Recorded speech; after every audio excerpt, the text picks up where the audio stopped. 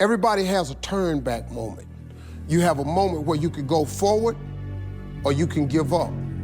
But the thing you have to keep in mind before you give up is that if you give up, the guarantee is it will never happen. That's the guarantee of quitting, that it will never happen, no way under the sun. The only way the possibility remains that it can happen is if you never give up no matter what. And when you get to the point where all you want to do is be successful as bad as you want to breathe, then you'll be successful. And I'm here to tell you, number one, that most of you say you want to be successful, but you don't want it bad. You just kind of want it. You don't want it badder than you want to party. You don't want it as much as you want to be cool. Most of you don't want success as much as you want to sleep. There were a lot of days where I did not want to get out of bed. And I guarantee you, if I ask the question here, if everybody is excited to get out of bed every single day, if I saw a hand, I'm going to blatantly call you a liar. Because we all know that is far from the truth. But if you have those little small goals, those little small things that get you excited when you don't want to, it's going to make it even better and even easier at the end when you're getting ready for a presentation or the end of the year or this or that, whatever event you're leading up to. It's going to make it so much easier. And I think if you look at the greats in anything that, in any walk of life, the greats do things when they don't always want to. And that's the separation. Pain is temporary. It may last for a minute, or an hour, or a day, or even a year. But eventually, it will subside, and something else will take its place. If I quit, however, it will last forever.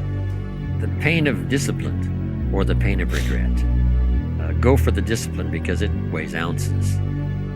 The regret weighs tons because it can accumulate. What makes it hard is your lack of belief that it can happen for you. The fact of it is, though, it's very doable. See, but you got to change, though.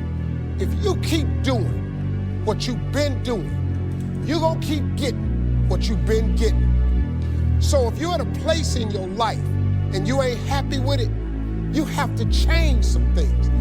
But you have to make a conscientious decision that you're going to change. And it's not dependent on anybody else.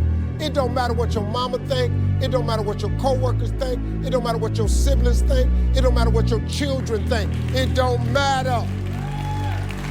They have nothing to do with it. This decision is yours and yours alone. It's two people born in a hospital every day. It's a person that's born in a hospital that's gonna get a job, and somebody born in a hospital that's gonna give them a job. You get to decide which one you're gonna be. It's really good to be idealistic, but be prepared to be misunderstood. Anyone working on a big vision is going to get called crazy, even if you end up right. Anyone taking on a complex problem is going to get blamed for not fully understanding it, even though it's impossible to know everything up front.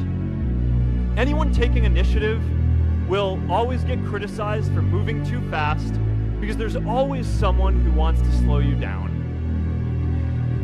In our society, we often don't take on big things because we're so afraid of making mistakes that we ignore all the things wrong today if we do nothing.